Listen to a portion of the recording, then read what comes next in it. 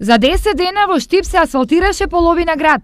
Тендерските постапки завршија неодамна, што отвори простор на терен да излезе механизацијата. Штип заслужува да биде современ и модерен град. Штипјани, посебно возачите, заслужуваат да возат по здрави улици, без ударни дупки, уредени улици. Сите пешаци во сообраќајот мора да поминуваат покрај крстовци кои се максимално безбедни по нив.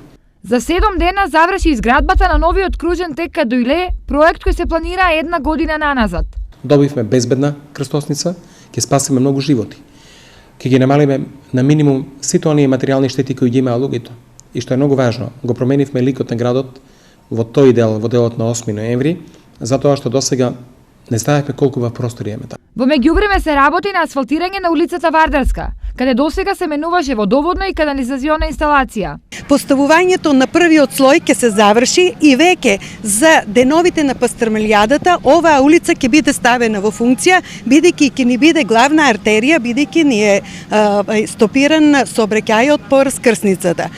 Наред за асфалтирање, согласно програмата усвоена во јануари, се вториот дел од Иво Лола Рибар, Косовска, Личка, Љубен Иванов и многу други. Динамиката на работа ќе зависи од тоа колку ќе трае замената на канализационата и водоводна инсталација на дел од улиците.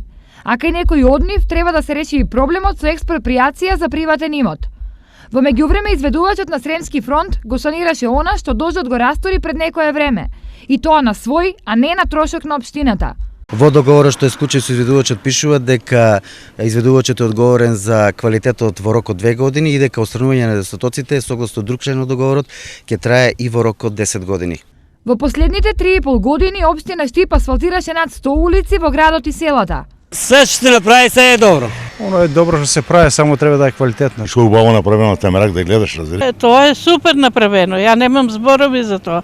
Супер, ово е нешто немогуче направено, значи и колите да се движат по оваа Вардарска улица слободно, не можеше 2 коли да се поминат. Сега супер. Толку години не беше ништо чепнато, сега е супер. Сега како што гледам, сега проаѓам, прекрасно е. Доколку временските услови и придружните работи дозволат, сите планирани улици во градот треба да добијат асфалт до крајот на октомври. Паралелно ќе се работи и на асфалтирање на улиците во неколку села и асфалтно поврзување на целиот Лакавички крај.